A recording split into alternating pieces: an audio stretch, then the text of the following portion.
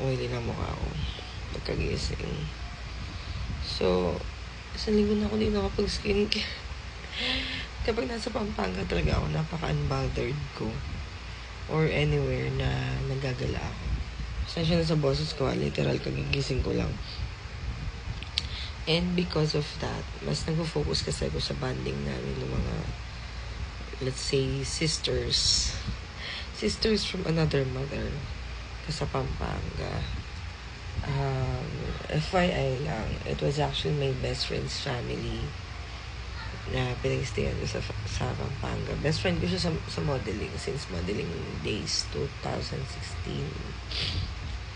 And pag andun nga ako, wala akong halos iniisip aside from me thinking about my daughters. And sobrang nare-relax talaga ako dun. Promise. So I keep on coming back. And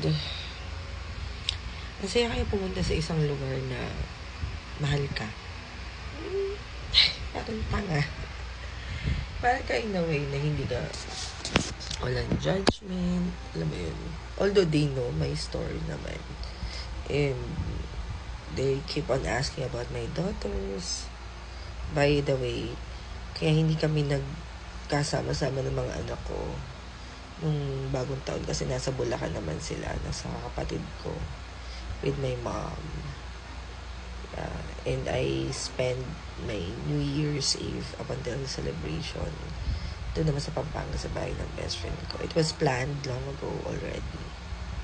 Isa na ba yun lang sa events. So, I'm back home. I'm excited to see my daughters. I actually saw Ate Yayan na kanina, my eldest. Si Butching na lang, hindi ko nakikita. And yes, I didn't go to work. I'm tired still. And upon seeing my house, pagka-uwi ko, ang dami ko kailangan lipitin. Ang dami ko kailangan ayusin. So, I'm not gonna go back to school or to work. Late naman na ako.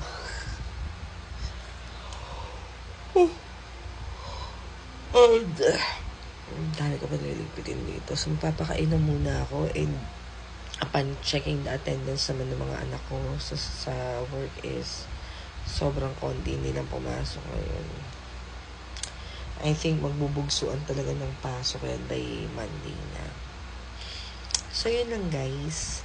If you're gonna ask me how my New Year was, it was nice. It was good. Kasi kasama ko rin naman yung mga taong mahal ko at mahal ako. Ay, gusto mo yun. Kahit wala na akong love life, I feel still the love that I deserve. And to be honest, I keep on saying this and I keep on telling Amos na if there's one place that I would like to go back and forth talaga yung bahay nila, sila. Specifically sila yun. Kasi ang laki na naitulong talaga nila sa akin in terms of my mental state during the pandemic. Backstory, it was supposed to be during the pandemic 2020. It was supposed to be a 3-day stay lang. But sobrang higpit ng pagbalik mula probinsya going to Manila during that time. Umabot ako ng 3 weeks.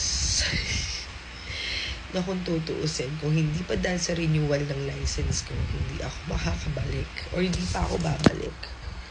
Kasi I was working naka-work from home ako noon eh. And I had my things with me to work from home. At kung hindi nga lang talaga dahil sa lisensya na baka ma-risked or whatsoever mangyari sa license ko, hindi pa ako uwi. And Amos was actually way mature now. Alam mo, mapakinggan nyo man to. Naiintindihan nyo kung bakit sinabi way mature now. Kasi before, I posted a picture of us going home na nasa bus na kami. And ang dami nag-react. They thought na boyfriend ko siya or we're together, but we're not. Yes, we're together, but we're as best friends. Pero as a couple, no. Yun. So, what we have is just a platonic friendship. So, sa modeling kasi ako yung nanay, siya yung tatay. Ganon. Tapos yung mga younger ones namin ka-model, sila yung mga anak namin. So, yun. Nag-post ako and then, ang daming mga nag-react. Oh, ito ko atok ka, girl. And they thought na we're together. And, even yung mga ka-work niya, thought na we're together. Tapos may isa siyang ka-work na kilala pa ako. Pero dinidad mo lang namin yun. We never bothered to explain. And bakit ko nasabi na matured si Amos right now? Kasi way back before the modeling days, kapag nagpo-post ako ng pictures namin together, he's telling me not to, just to upload it, but not to tag him. Napag-aawahin pa namin yung dati. Siguro because may iningatan kaming career as part of the modeling industry. Uy. Pero ngayon, okay na sa kanya na i-tag ko siya. And then, nagiging unbothered na rin siya if magkaroon kami ng issue together na kami nga kahit hindi naman talaga. Unlike before na talagang, yan, tag mo ko, huwag mo i-post yan, ganyan. But ngayon, wala nang ganon. Unti-unti na niya sigurong natanggap or tanggap niya na totally na ito na yung best friend mo. Ito na yung pagkakaibigan na meron tayo na talaga mag-upload ako at hindi na siya nababother kung mag-tag man ako sa kanya ng paulit-ulit or paulit-ulit ko man siyang tawagin baby kasi baby tawag ko sa kanya. But that's actually doesn't have a deeper meaning. Just pangulit na tawag ko sa kanya doon. And he's fine with it now. And yeah, so you know guys, mas clingy akong friend. Yeah, clingy akong friend. Clingy rin naman akong jowa. Pero kapag single ako, sobrang clingy ko sa mga friends ko. Eh, syempre, pag taken ako, mas clingy ako sa jowa. Pero since I'm single right now, so let me take advantage of being clingy to my friends and they deserve it. Because they're giving me the unconditional love that I deserve, that my exes can't do to me or can't give to me, or even the guys I'm with right now. Disclaimer, yung mga guys I'm with right now are not my boyfriends. These are just guys who are, part of the, ang pangit sabihin, pero sige, part of the killing moments lang.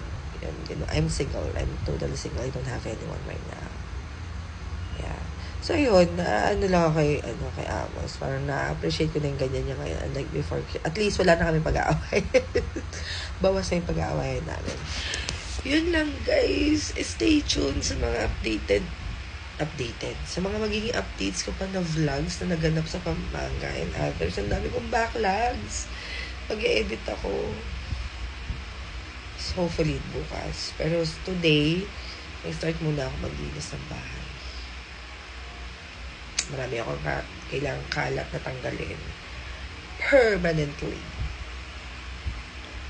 Ayun lang, guys. Ang ganda ng falsies ko, no?